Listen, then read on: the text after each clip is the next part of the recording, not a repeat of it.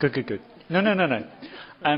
It's not that I'm President of the Parliament, and I have no intention of being. So disorder can rule. Hello, my name is Tim King. I'm the editor of European Voice, and it's my pleasure to welcome you to what is now our sixth debate. We held our first, I think it was for the election of the President at the beginning of 2002, our sixth debate between candidates for the presidency of the European Parliament. Tomorrow there will be an election, and we have on this occasion, we have, I'm afraid, only so far, only 3 of the 4 candidates who have put themselves forward so far. This seems rather appropriate because, as the learned people in the back room of this back row of this room will know, the 30th of June is the, what would it be? The 49th anniversary of the empty chair crisis. I suppose the empty chair crisis of 1965 went on a bit longer than I expect this empty chair crisis to go on for. But nonetheless, I have on my left-hand side an empty chair labelled M. Schulz. Mr. Schulz was invited, but has not so far arrived. Let me put it tactfully that way. Never mind, I have 3 splendid candidates here, and we will have a splendid time with the 3 that we have. I'm actually going to ask them to introduce themselves. They have not been warned in advance what questions they might ask. At least I'm going to come to you for some questions at some point, and you may have warned them, I don't know. I haven't warned them of any question at all except their first question, which is, who are you? And I say that partly because we have lots of new MEPs in the European Parliament who would be entirely justified in not knowing who these people are, and partly because this event is being web-streamed and I don't know who may be watching or listening on EuropeanVoice.com, and they're very welcome, but I won't presume that they know who all these candidates are. So I'm going to start, as I did last time I held this debate, in a rather ungracious way by taking the oldest candidate first. It's arbitrary, but it worked last time, except there was some debate because some people were only a couple of months difference in age. So, in this case... Ladies first. Who are you, Ulrike Lunacek? Thank you. Okay, I just thought I have to keep that short. I don't know how many minutes. I have 2 minutes. Okay, then I really have to hurry up. Anyway, who am I? I'm originally Austrian citizen. I've got a Czech last name, which refers to the historic past of my country, with the city of Vienna being the very attractive capital where people from the monarchy migrated to, and that was the fact with my great-grandparents as well. Unfortunately, during the time of assimilation, everybody had to speak German, so I do not speak any Czech, which I regret very much in the work I have been doing, especially in this European Parliament over the last years. I originally am an interpreter for English and Spanish, but I decided during a long journey through South America a long time ago, which brought me through Pinochet's Chile and through Peru and Bolivia, with the extreme differences between rich and poor, to decide I cannot do that as my job for my lifetime, because I need to be able to do and say something and not just pass other people's thoughts through my mind. And then I decided to work on development issues, mostly with Latin America, global justice issues, trade, international relations, and became a national parliamentarian for the Green Party in 1999, was a member of the Austrian Parliament for 10 years, focusing on international affairs and also on women's rights and human rights. I was the first Austrian politician in 1995, a long time ago, who went into politics saying publicly that I'm a lesbian. There was no other lesbian or gay politician who said so publicly at that time. There are more now, luckily, because I felt I didn't want to be blackmailed by anybody, and I didn't see why I should hide that. and we need equal rights and we need visibility. So that has been part of my political agenda as well. And I joined the European Parliament in 2009. I have been here for the last 5 years. I was a spokesperson of my group for international affairs, focusing on the Balkans, enlargement towards the Balkans mostly, but also a bit on the Southern Caucasus and on Latin America. And also in the Libe Committee, for example, on things like what can the European Union do if one member state or several do not adhere to European values, not just laws, because there we have procedures, but values, for example, the case of Hungary, the way it has been going over the last years, which I and many others find problematic. So that has been part of my political agenda over the last years. I'm running now for becoming a president of this parliament. Maybe just to explain that for 20 seconds? No, you'll ask me that later. Okay, fine. You were, not yes. who you want to be. Okay, no, then I'll finish here. Okay. Thank you. So, to our next candidate. Who are you? Well, thank you very much, Tim. I don't think I'll need quite 2 minutes. My name is Sajjad Karim. My friends call me Saj. Other people call me Karim. I've been called lots of things in my time, but I will settle for either Saj or Karim. I am a northerner from northern England, Lancastrian by birth, which makes me an Englishman, a Britisher, a European. I am Muslim by faith, and my parents came to the United Kingdom in the 1960s from Pakistan, so that is my origin. I have led a fairly sad existence. I've been politically active from the age of 7, going out leafleting, knocking door to door, sometimes in the very cold weather of the winters of the northwest of England. And I played my very small part, and something that I'm particularly proud of, in helping to ensure that we had our first female Prime Minister elected in the United Kingdom in 1979. These are all the sorts of things that have gone into making me who I am today. But above all, I am a pragmatist. I am in politics for one simple thing, and that is to deliver and do things. There's no other point in being in politics, and I appreciate and I understand that in order to be able to do things as a politician, you have to have a very broad reach and you have to take people with you. The reason as to how and why I came here, having served in local politics in the UK for some 8 years, whilst also building various businesses and developing part of my local economy in the United Kingdom. I came here in 2004 after making a positive choice that I wanted to serve in the European Parliament, in European politics, rather than serving in my national parliament. There was 2 defining moments in my life, and certainly in the life of many people from my generation. One was the release of Nelson Mandela from prison, and the other was the coming down of the Berlin Wall. And to have the opportunity to be involved in European politics from the time of 2004 onwards, when we were genuinely reunifying our continent, was far too big an opportunity to serve, to pass upon, and that's why and how I came here, and I have never regretted that decision for a second. Thank you. Before turning to my third candidate, I should say that we have interpretation to and from English and Spanish, and that may be relevant for our third candidate, depending on how, Pablo Iglesias, you wish to... You'll throw me a complete wobbly if you start to speak in French now, but go on. Okay. Me van a permitir ustedes que utilice mi lengua materna. Un debate es algo demasiado precioso como para renunciar a las habilidades de utilizar el idioma que uno aprendió desde que era pequeño.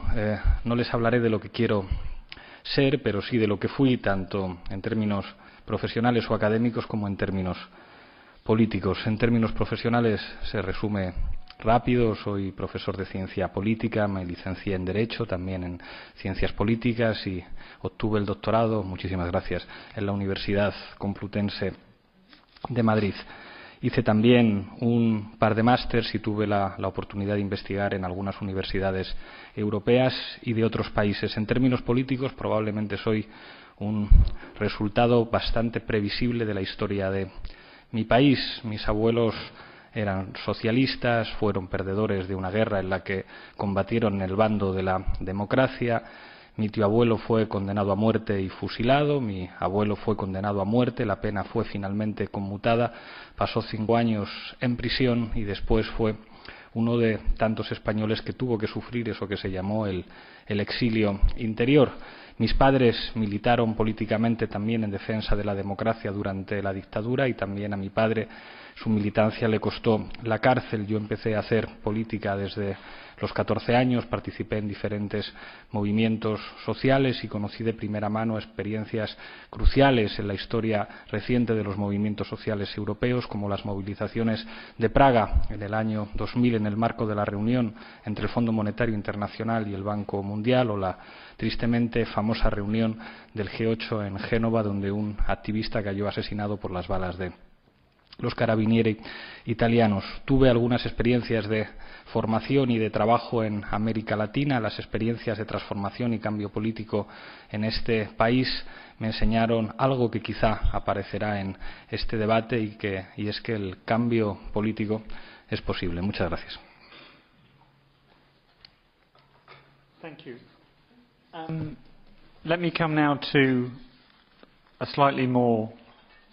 It was the question really that you were coming on to. So why do you think you should be the next president of the European Parliament? And by now, after you've been touring all the groups, you should be able to get that down to 2 minutes. I think so. Thank you. And I'll start again, right? Yeah. Well, originally, my political group 2 weeks ago elected me for the position of Vice President of this Parliament. I had been contesting that together with 2 other colleagues from my group, and I won that internal election and was very happy with my political program to start campaigning for that. And then last week, or I had to say like 10 days ago, I was watching, as probably many, TV, one of the German TVs, and I saw Mrs. Merkel and Mr. Gabriel telling the public that they and the Council sort of had decided that now they would support Mr. Juncker for President of the Commission, but since Mr. Schulz had come second, they would think that the European Parliament should elect Martin Schulz as President of the Parliament for the next years.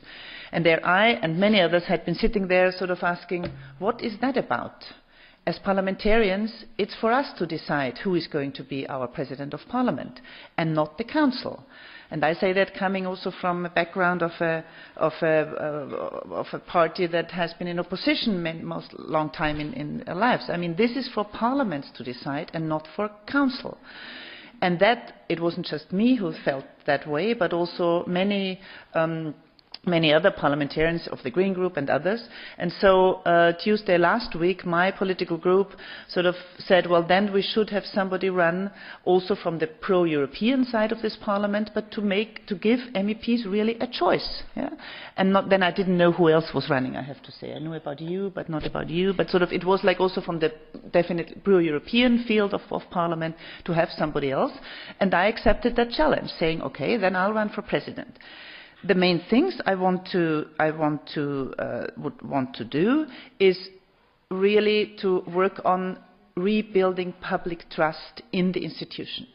What we saw during the election campaign a long time before, that not just the European Parliament, but the European Union as such, is seen by citizens as not really fulfilling the promises what the European Union stood for so many years, for so many people.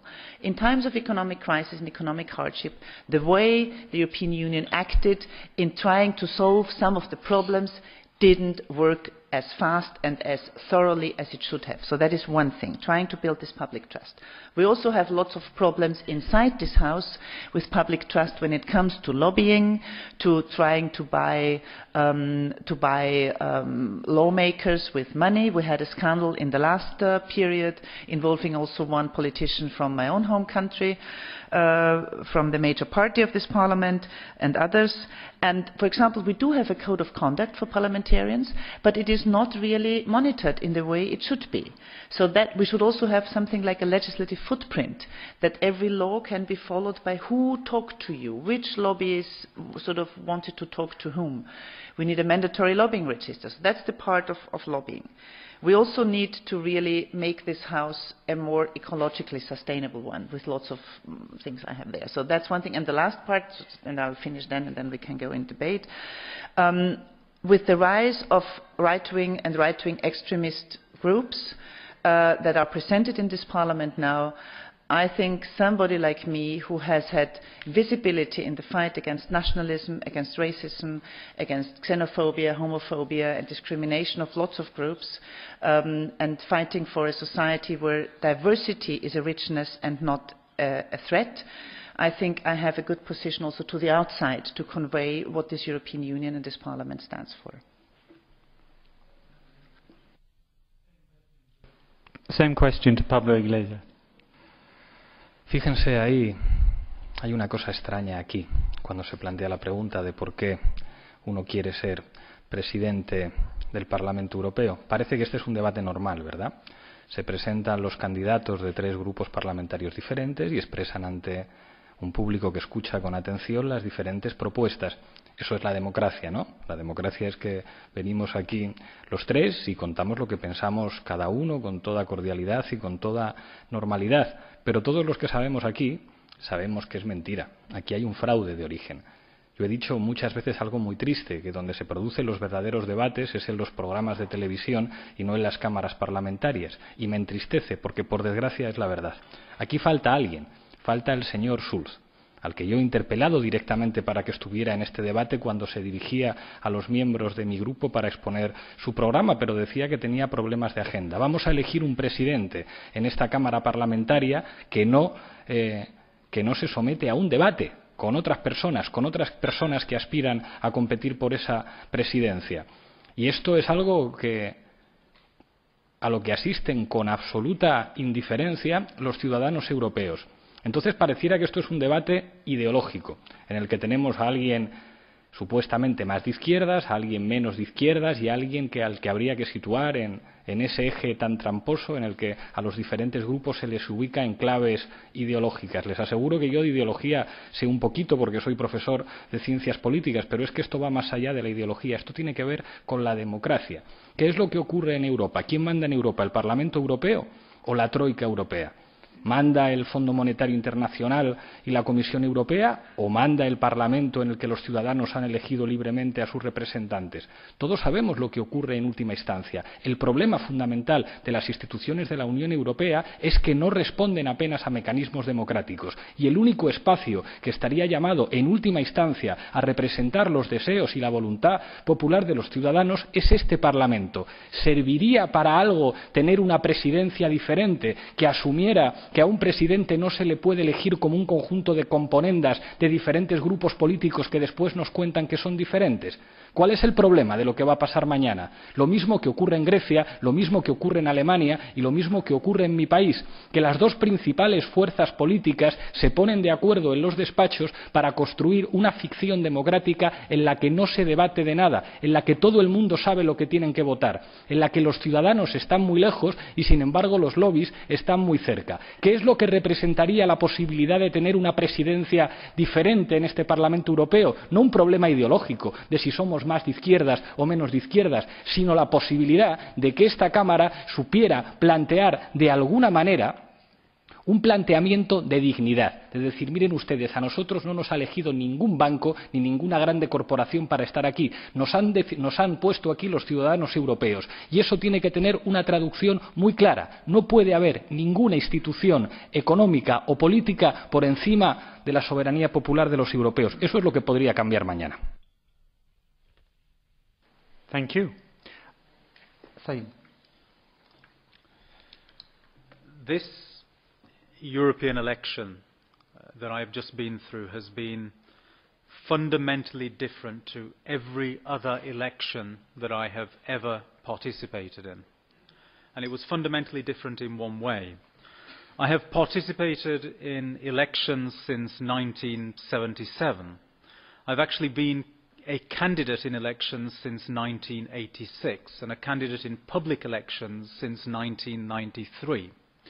Never in any of those elections was I ever told that to hold a different point of view rendered me to be a traitor or rendered me unworthy of considering myself a citizen of my country or Europe. And that is something that actually happened in this particular European Parliament election. And that worries me because it means there has been a fundamental shift in the mindset of people. And the very things that we as a continent fought so hard to establish are being undermined and challenged today. So I examine the European Parliament's election results, and what do I find? I find that, first of all, there is a deafening silence from the vast majority of European citizens because they chose not to participate at all. And then from the minority that did participate, I see a large increased number of people who felt they had no choice but to vote for the extremes. And they did that because they believed that we simply were not listening to them. And then I'm informed that a deal has been done for presidency of this House. Those people who did not even get a majority of the minority that participated are claiming today that they are the conquerors and they can get together in a room and do what they feel to be right. Turn their faces away from what our citizens have in very clear terms told them. And the one message that becomes abundantly clear from examining these elections is that our citizens are simply not happy with the way that we have been conducting ourselves.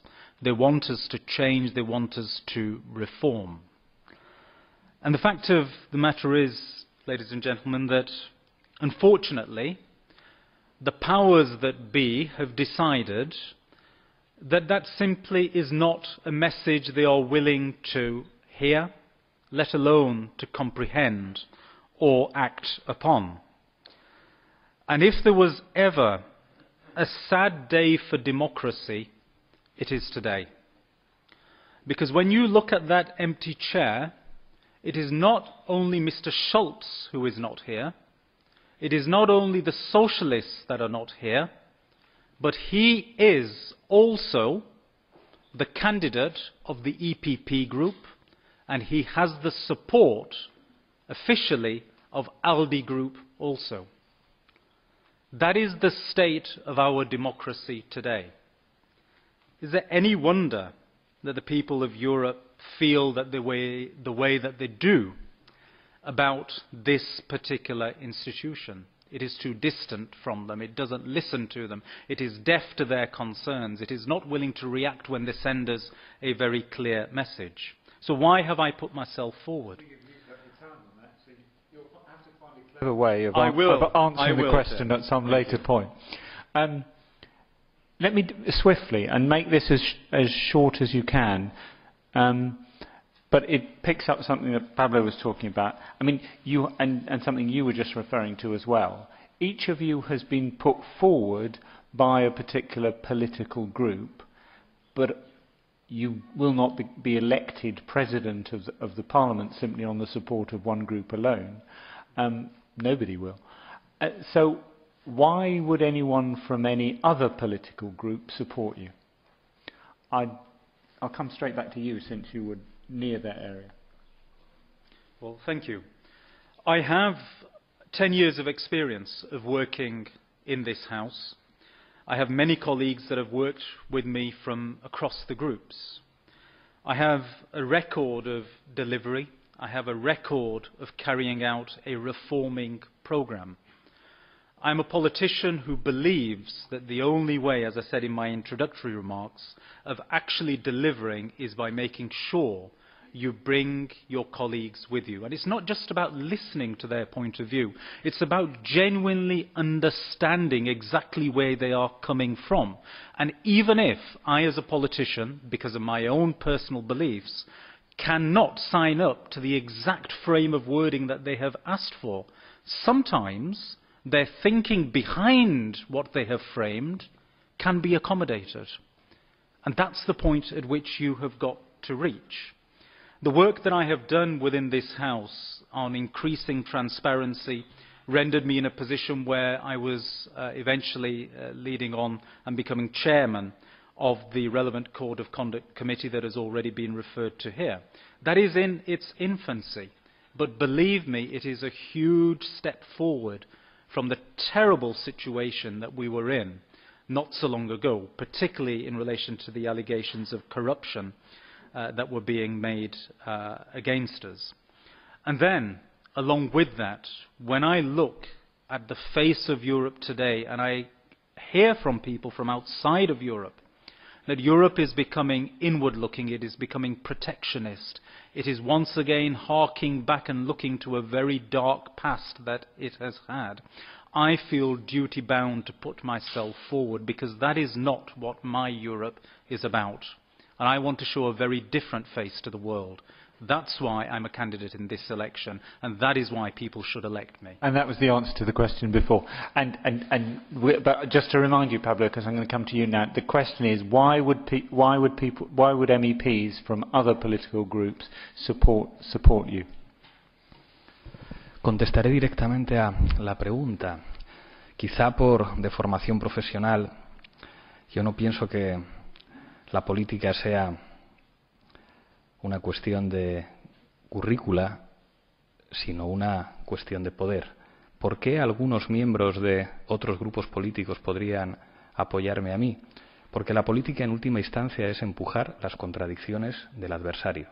Creo que hay muchos políticos progresistas, socialistas del sur de Europa, que van a tener muchos problemas para tomar un avión y volver a sus países, a Grecia, a Portugal, a España, a Italia, y mirar a la cara de sus ciudadanos y decir: he votado por la gran coalición, he votado por los que gobiernan en Alemania imponiendo políticas de austeridad a los países del sur que les están colocando en una posición colonial, he votado por los que acordaron mandar en Grecia para condenar a su población a una situación de subdesarrollo. He votado por los que pactaron en España reformar la Constitución para entregar lo poco de soberanía económica que le quedaba a nuestro país. Los ciudadanos de muchos países de Europa están hartos. No se creen esa mentira de que el problema en política sea elegir entre el centro izquierda y el centro derecha, la Coca-Cola y la Pepsi-Cola, la austeridad o la austeridad, sistemas fiscales para que no paguen los ricos o sistemas fiscales para que no paguen los ricos, puertas giratorias que permiten que exministros o expresidentes terminen en consejos de administración de grandes empresas, o exactamente lo mismo. Creo que mañana muchos diputados en este Parlamento van a tener un problema que no es moral, que no es estético, es un problema político. Las elecciones del 25 de mayo han dado una lección muy clara, no solamente en mi país. La gente está harta de que le mientan. La gente sabe que la democracia es poder elegir. Y si mañana no se puede elegir, porque el acuerdo entre las dos fuerzas dinásticas que llevan repartiéndose el poder en Europa demasiado tiempo implica que se reparten la presidencia, se está produciendo un fraude democrático. Los ciudadanos griegos ya han dicho una cosa muy clara: el PASOK no formará parte del futuro de nuestro país. Hay muchos diputados socialistas en esta Cámara que mañana con su voto pueden condicionar que en sus países su suerte sea equivalente a la del PASOK. Y creo que eso es una buena razón para que mañana algunos se piensen dos veces si van a votar o no al candidato de la gran coalición.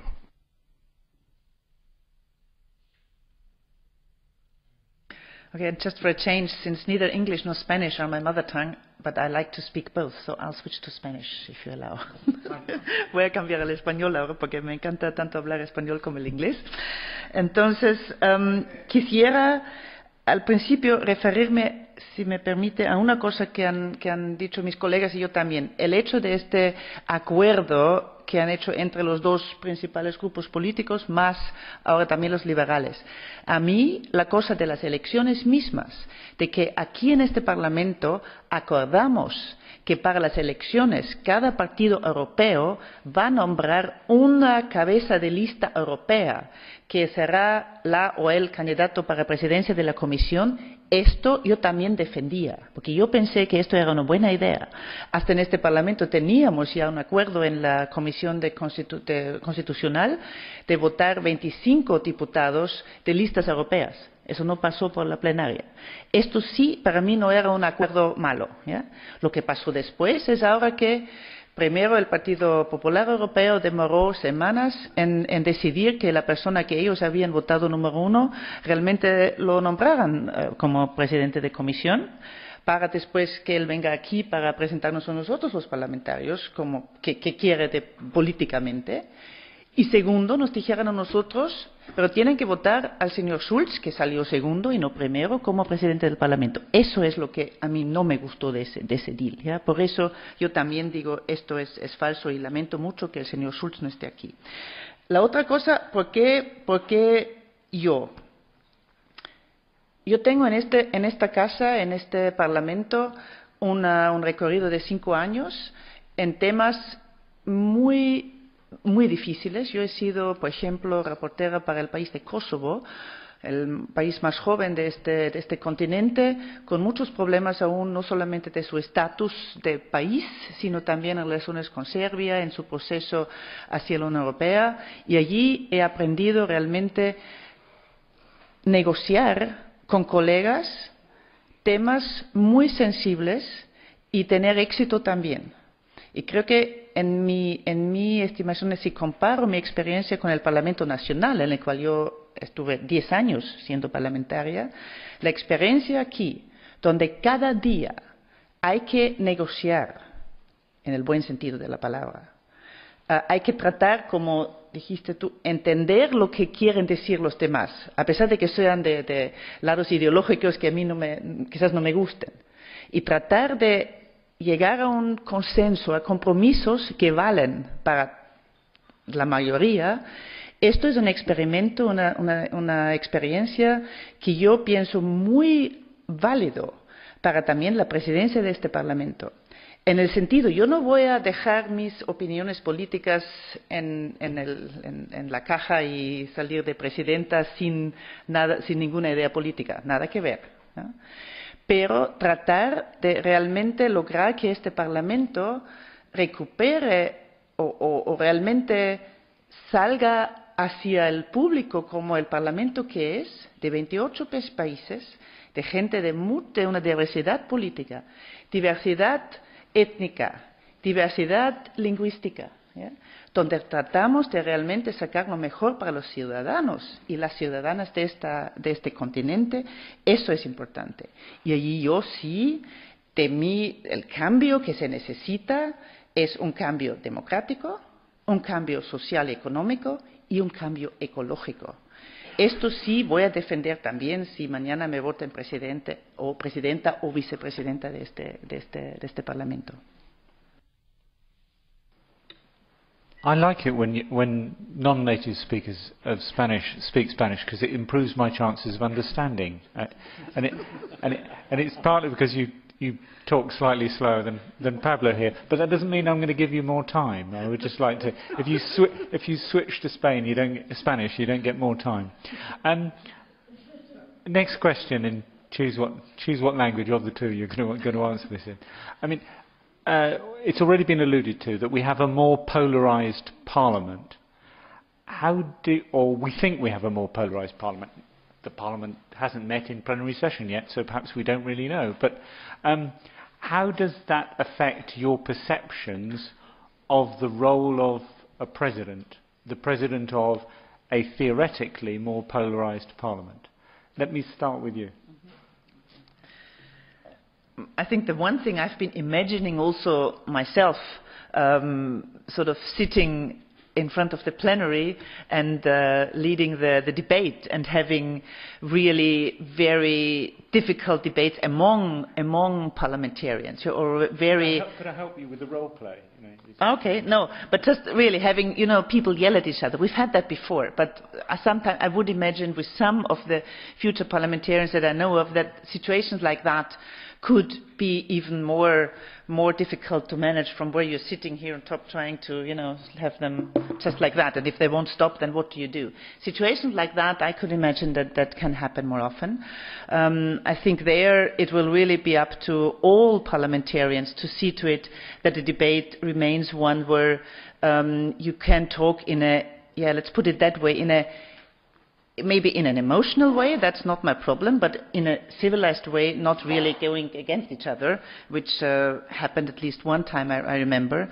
That, I think, will be a challenge, sort of an everyday challenge for the plenary sessions. But apart from that, politically speaking, I will find it really challenging that those of us who define ourselves as pro-European groups, in the sense that we are that's my group as well, and me as a person, I want a Europe that is stronger politically, in foreign affairs, but also in peace issues, I have to make that sure as well, to make that clear, in human rights issues, in social issues, in also transferring money from the richer parts to the poorer ones, really having that kind of solidarity. There, I think it will be a challenge for those of us who consider ourselves part of these pro-European groups, with those who are not the totally anti-Europeans, but Eurosceptics, so those who are critical, to really find ways, and there I find ways like with both of you, I think. I don't know about all of your groups, but personally, from what I hear from you, to find ways where we can really work on delivering to citizens. And probably not to everybody, because there are some who never will like this European idea. But there are many who are really disappointed, who feel they're being left out, who feel and see that their kids don't have future options like they had when they were young. And for these, I think that will be the big challenge, not just for the pro-Europeans, who all of us have become a bit smaller, really to work with those from the other parts where we can feel that there is some common, not just common sense, but common willingness to especially improve the social situation and get away from what you said, Pablo, from the austerity programs that this big part of it also this parliament has supported. Not all of it. We managed to get like something with the banking union, so we'll get some things moving in the right way. But in general, that needs to change. And that will be for me the big challenge, to find allies in those groups that are not seen as the pro-European ones, because among those pro-European ones there are some who do not want to change the austerity programs. That's for sure as well. I promise I don't need Spanish subtitles, at least when I speak Spanish. Me van a permitir que utilicemos una técnica, la técnica del diván. Dicen que el psicoanálisis solamente funcionaba con austríacos, yo creo que también funciona con británicos. Dense cuenta ustedes de la pregunta anterior. La pregunta anterior aludía al sentimiento psicológico de ser presidente e incluso a un elemento fetichista que haría las delicias de cualquier lacaniano, como es esta maza. Se imaginan a Slavoj Žižek interpretando la pregunta que se nos hacía. Ser presidente de un parlamento tiene que ver con una actitud psicológica y tiene que ver incluso con el fetichismo de utilizar un objeto como este. El psicoanálisis tiene mucha importancia política y sirve para revelar hasta qué punto tenemos nosotros mismos percepciones de las instituciones políticas como si fueran un juguete, como si fueran un juego. Un presidente de una Cámara tiene que ser alguien con autoridad, tiene que ser alguien investido de una suerte de símbolo que revela su capacidad para silenciar a los diputados y para establecer el orden en una Cámara. Y eso hace que los ciudadanos piensen que las cámaras legislativas son digamos, microcosmos, casitas de muñecas con vida propia, en la que hay un presidente, en la que hay una serie de diputados y que incluso se dan una serie de historias y de relaciones dentro. Están los lobbies que comentan, que influyen, están los planes de pensiones privados, están también las famosas ICAP, están los sueldos de privilegio, pero eso es un microcosmos. Digamos, un parlamento, sea el Parlamento Europeo o el Parlamento de cualquier país, no tiene que ver con la realidad que le rodea, sino que tiene unas reglas de funcionamiento y unos mecanismos para operar que permiten un análisis que lo aísle del resto de la realidad y que podamos discutir de la actitud psicológica que se requiere para ser presidente de una Cámara. El problema fundamental que tiene esta Cámara y que puede tener que ver con la presidencia es la ausencia de democracia. Esta Cámara, y esto no lo digo yo, esto lo dice la ciencia política, es una Cámara vaciada de competencias. A pesar del refuerzo que parece que esta legislatura se va a llevar a cabo, sigue siendo una Cámara en la que los europeos tienen enormes dificultades para saber lo que ocurre aquí y en las que el trabajo parlamentario impide algo parecido a la construcción de una suerte de soberanía popular europea expresada en la única Cámara en la que los europeos pueden elegir, pueden ir cada 5 años a colegios electorales y tomar alguna decisión que debería tener algo que ver con las políticas europeas.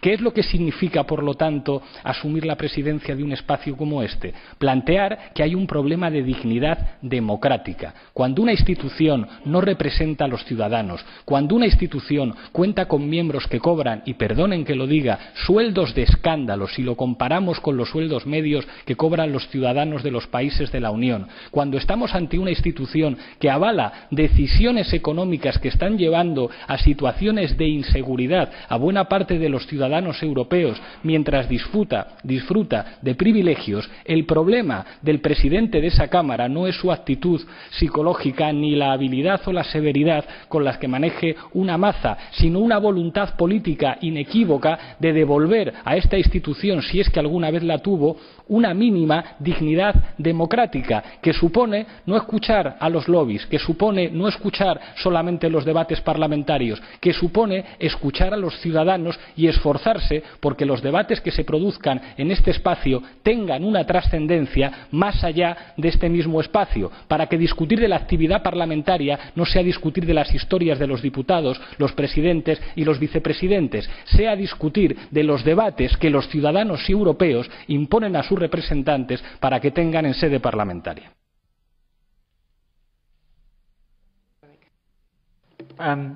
Well, you want to comment directly? I just want to check with my colleague whether how many people have tweeted to the effect that Pablo Iglesias wants to become president of the Parliament for fetishistic reasons. But how many? No, keep looking. Go on. Puedo contestar, me gustaría, y con esta cosa, por favor. Porque, no, verdad, ¿sabe qué?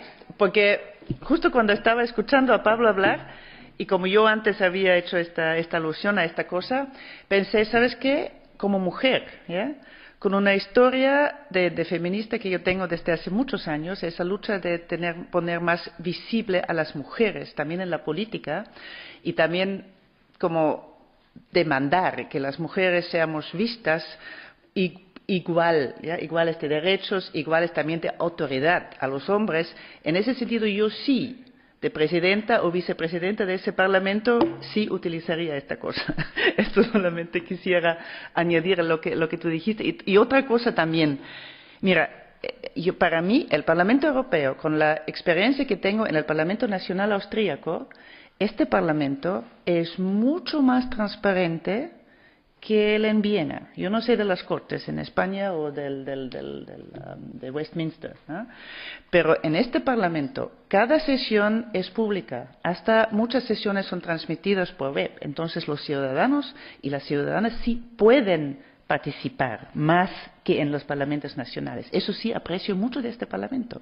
Y también 80% de las leyes europeas van por este Parlamento. Solamente hay que abrirlo más a que más gente realmente participe. Esto solamente quería añadir. Gracias. At which point I might have to remind you what the question was. No, I know perfectly what the question is. It's actually a very important and valid question. And to my mind, the primary function of the President of this House is to preserve the independence of the office, without fear and without favour for any group or individual MEPs, but also to do so with an inclusive attitude. My job would be to ensure that, one, I know the rules, and two, I apply the rules on as equitable and fair basis as is possible. And when it comes to issues of having such a diverse makeup of Parliament, I know only too well that there are those with a very intolerant attitude. Well, I, in the past, have always found that the best way to answer intolerance is with tolerance. And that would be my approach. It is always counterproductive to close down alternative points of view if they are being made in a way that is within the rules that this House has. And I would not seek to do that. But what would I do to allow MEPs a proper platform on which to debate? For the last 10 years in this House, I've taken the floor time and time again, particularly in response to colleagues' reports, or indeed when I have been presenting reports myself. And what do I see? It's not a proper debate that takes place. It is a forum for 1- and 2-minute press statements for people to come and read out.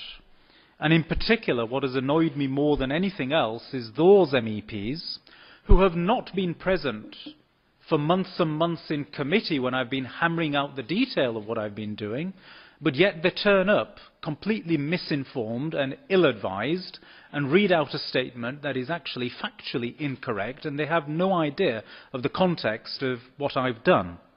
So what would I do? If an hour is allocated for a report to be presented, as for instance we may do now, and we allow the rapporteur 4 minutes to have his or her say, and the rest of the time is allocated simply on a D'Hondt group basis, there's no debate that takes place. What would I do? I would say, fine, if there's an hour that's been allocated, I'm going to give half an hour to the rapporteur. But whilst that rapporteur is presenting, every other MEP has a right, during the course of that presentation, to be able to stand up and put a question to that MEP. And then you still have time at the end for people who have genuinely been involved in the process to come and have their input. Further to that, I would allow a system whereby groups would have an opportunity to put forward debates they want held from the floor of this House. That is not an opportunity that you currently have. And you can do all of that within the rules and mechanisms that we have. But these things will only work if you have a President of this Parliament, and I'm afraid the last 2.5 years have not been the finest example of this.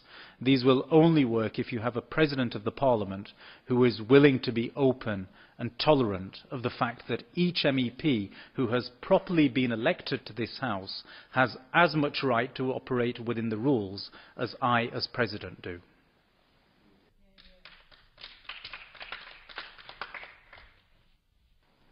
The audience makes its presence known to anyone following the web streaming. At which point I would say questions from the audience. Did somebody... Go ahead. Thank you. I'd like to start by thanking all 3 members here for putting themselves forward. It's great to see some idea of democracy. I was elected on the platform of reform for Europe. I want to see Europe operate better, do things better than it does presently. And I find the empty chair in front of us demonstrates a complete complacency, that everything is fine and that we'll just keep going in the same old way. Not just complacency, but I think it shows contempt.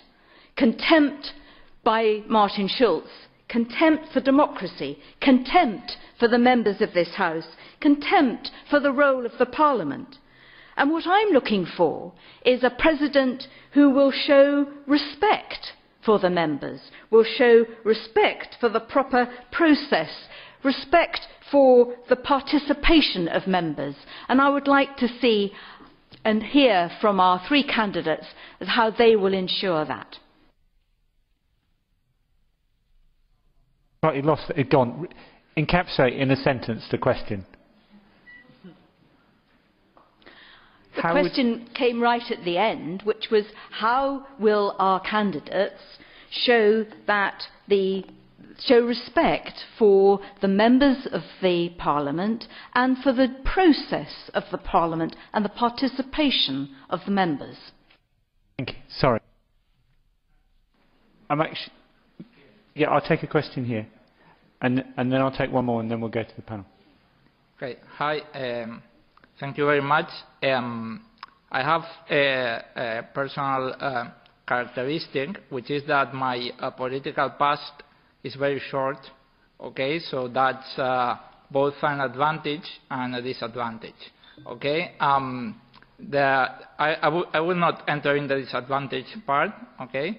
I will speak about the advantage.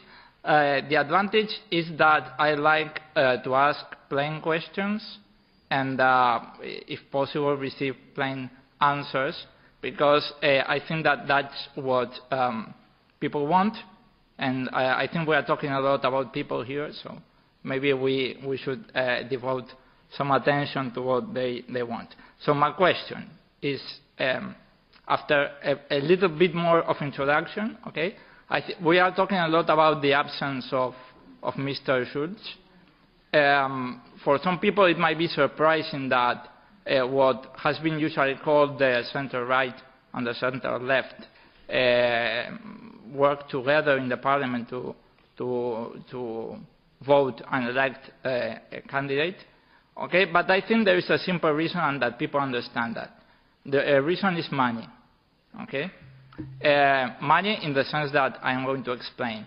It's not more Europe or less Europe the appropriate access to describe what is happening. I even think that the access that Pablo also speaks very well about is important, which is democracy, but the lack of democracy is not the root cause of the absence of Mr. Schulz here, but it's a symptom. And the symptom is, this shows where these parties stand in another axis, which is which part of the people you defend when you have to take a decision.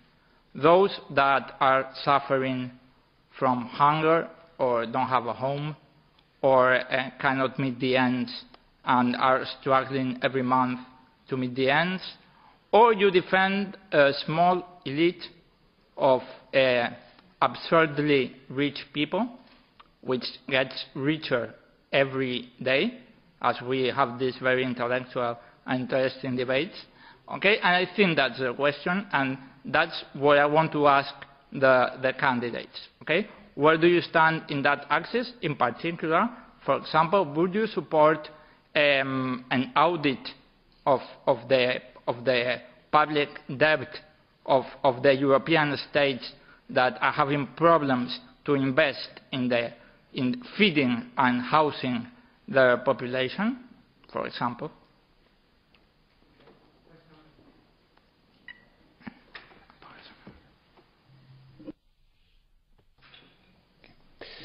Sí, bueno, yo en primer lugar quisiera felicitar a Pablo principalmente a Pablo y a Ulrike por haber demostrado que hay otra manera y otras ideas para gestionar este Parlamento y la política europea, y creo que en este debate lo habéis puesto de manifiesto de una forma muy clara y ha quedado muy contrastado con la ausencia de Martin Schulz, que ni tan siquiera se ha dignado venir a debatir con vosotros, puesto que tiene ya cerrado su pacto para ser elegido mañana. Creo que no son buenas maneras de empezar la legislatura. En cualquier caso, yo quiero felicitaros y sí preguntaros una cosa que a mí me preocupa, que es que yo creo que somos conscientes de que hay un malestar europeo generalizado en muchas partes. En España es bien así, Pablo lo conoce tan bien como yo. Sin embargo, me da la sensación que en el conjunto de la Unión Europea ese malestar no lo hemos sido capaces de canalizar de la forma que hubiéramos debido las fuerzas de la izquierda alternativa y los ecologistas. Yo creo que ha habido ahí una disfunción en el sentido de que la mayoría del voto protesta se ha ido a formaciones euroscépticas y de extrema derecha, si analizamos los resultados del pasado 25 de mayo. Entonces yo quisiera preguntaros, tanto a Ulrike como a Pablo, que además sois dos personas que habéis tenido un excelentísimo resultado tanto en Austria como en España, ¿cómo veis la construcción de alternativas reales en los próximos años? ¿Cómo veis la política europea en los próximos años para que de aquí 5 años podamos decir realmente que los ecologistas y la izquierda seremos muchos más de esos pocos 100 que somos ahora y podamos empezar a plantear alternativas reales a esa gran coalición?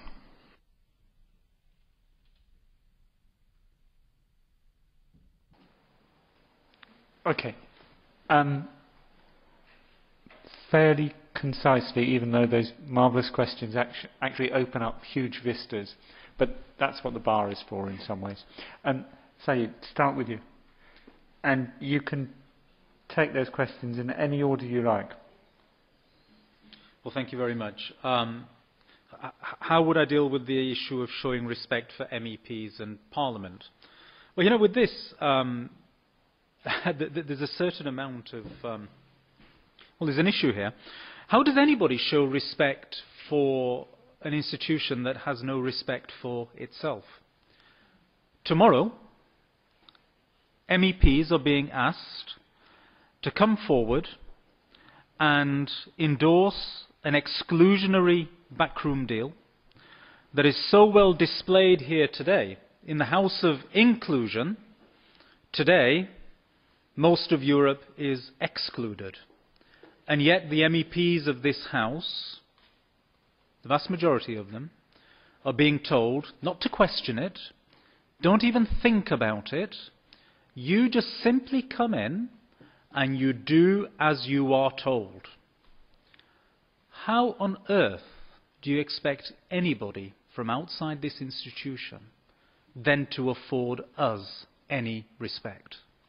So actually, it's a very challenging thing to do. As an MEP, I can tell you, to be faced with that type of situation and then be asked to respect the way in which this Parliament functions, you're asking a little bit too much from me there. But what am I willing to do? I'm willing to take the approach that actually that is not an acceptable position for this institution to be in. This institution should be in a very different place.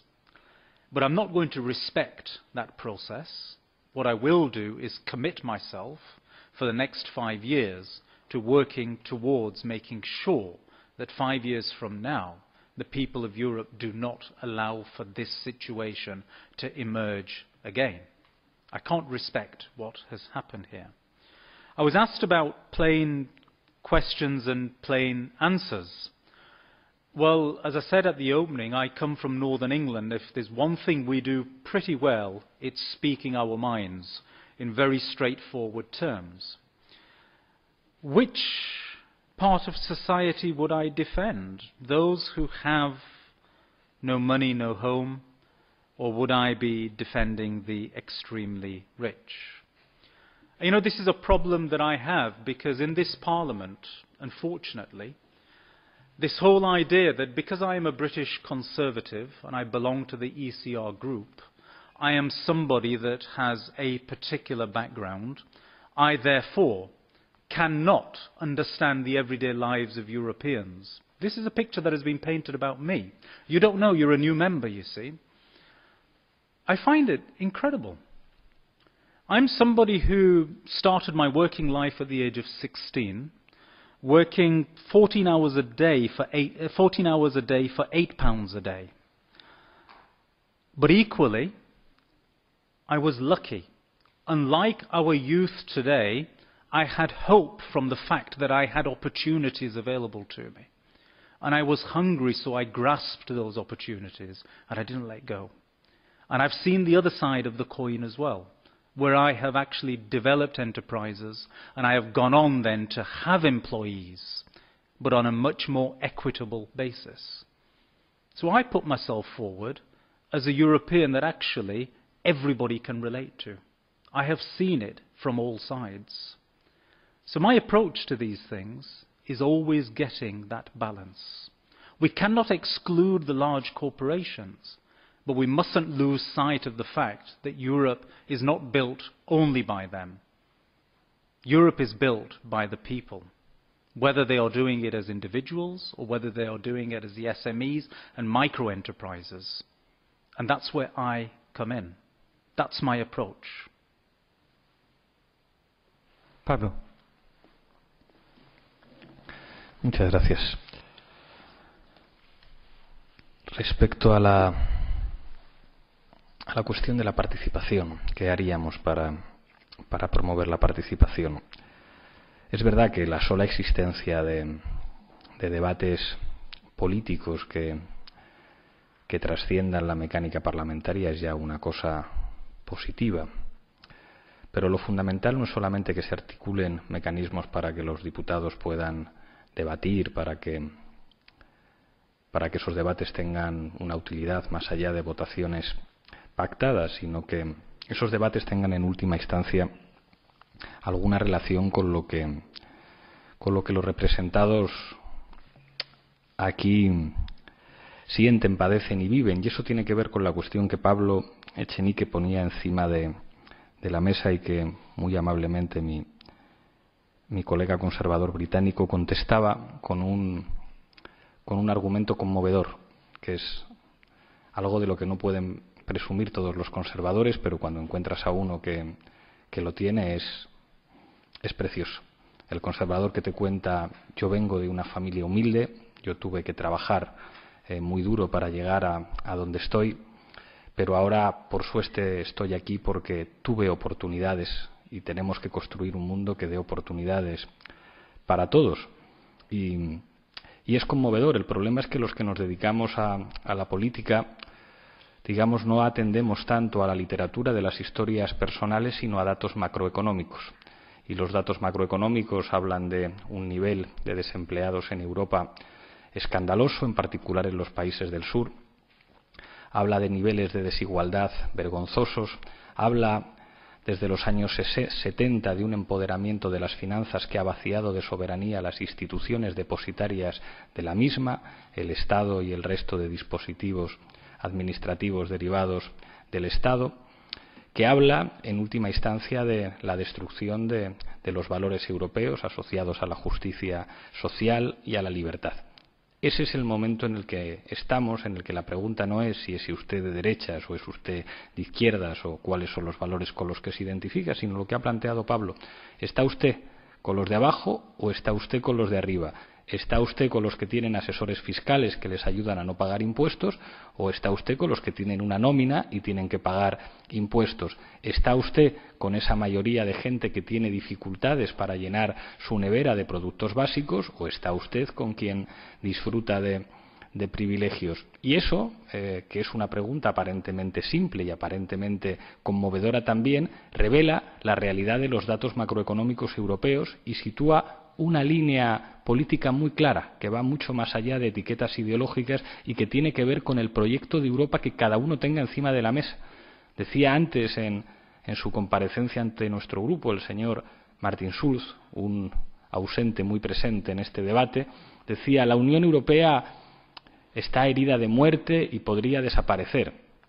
Dices, claro, el problema es esta Unión Europea, cuya institucionalidad ha sido puesta en manos de los servicios financieros. Una Unión Europea en la que el presidente del Banco Central Europeo era el responsable para Europa de Goldman Sachs, que asesoró al presidente del Banco Central de Grecia para que falseara la contabilidad. Esta es la Europa del señor Juncker, que llamó por teléfono a Andreas Papandreou cuando éste se le ocurrió hacer un referéndum en Grecia para someter las condiciones del rescate a la opinión de los griegos.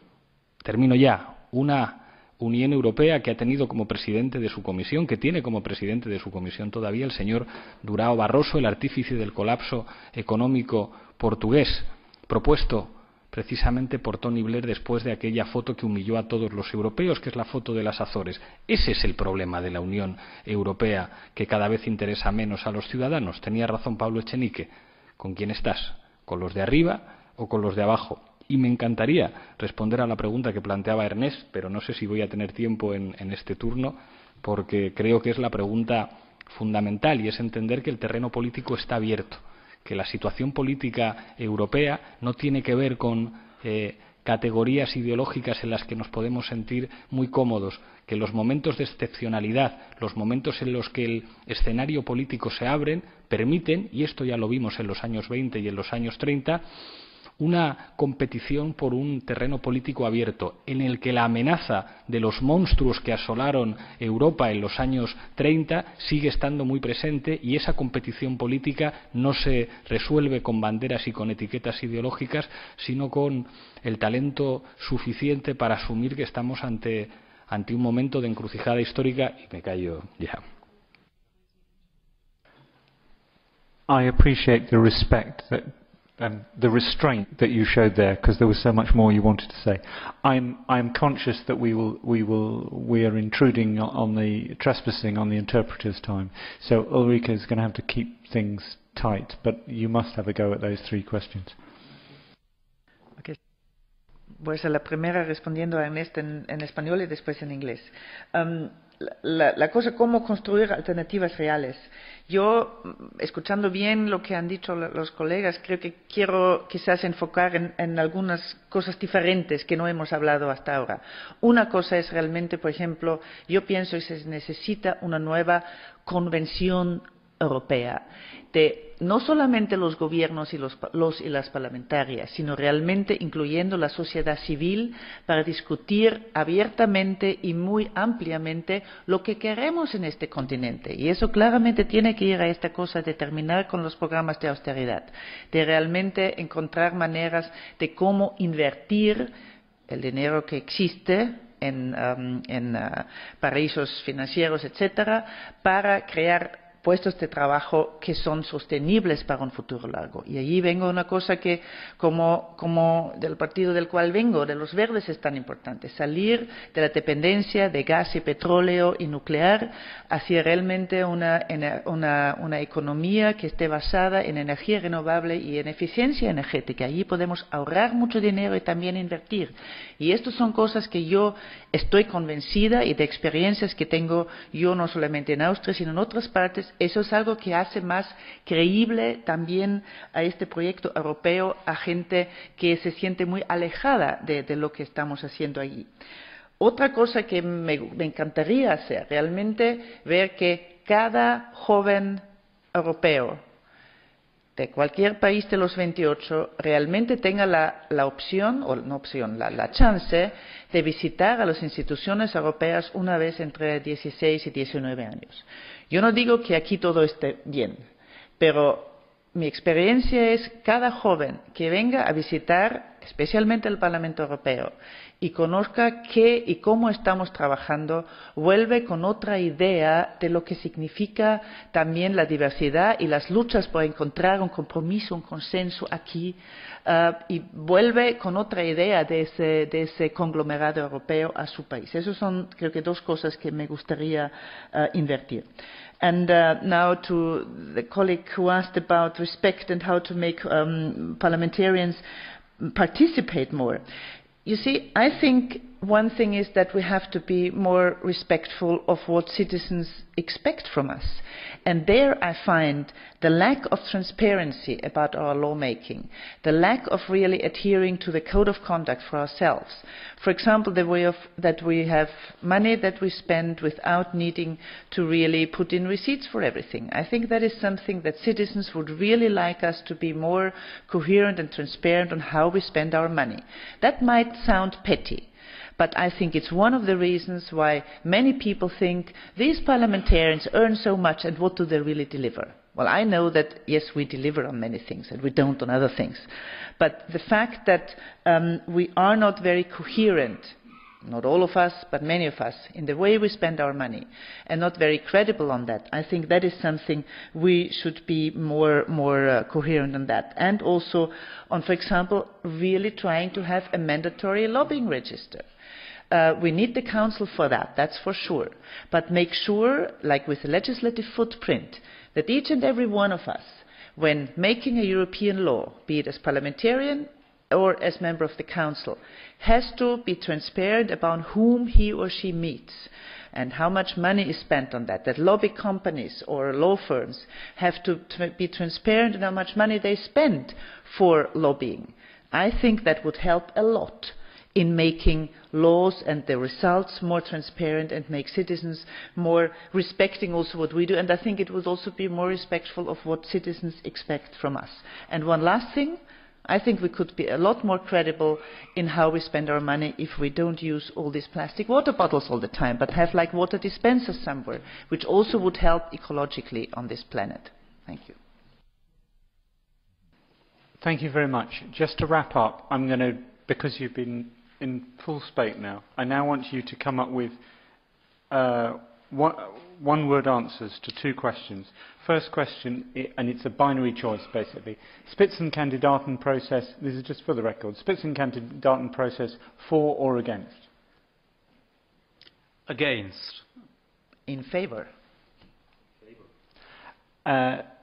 Single seat in Brussels? For. Yes, please, as soon as possible. Absolutely. Okay. Thank you very much to our candidates.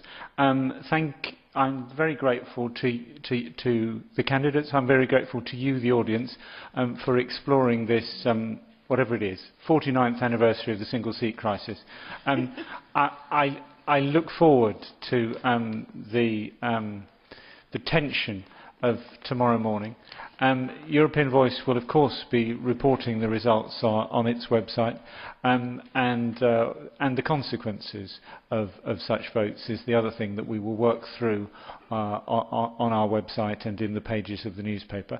So I've got some work to look forward to, and I'm very grateful to that. And all you new MEPs have all got plenty of work coming your way, and we look forward to watching that as well from European Voice's vantage point, mostly in Brussels, but on this occasion in Strasbourg.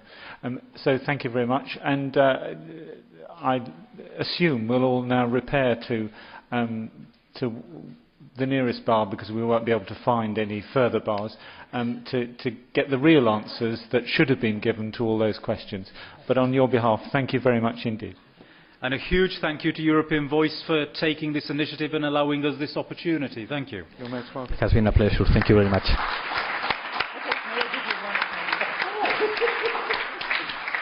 May I also give you one of my leaflets?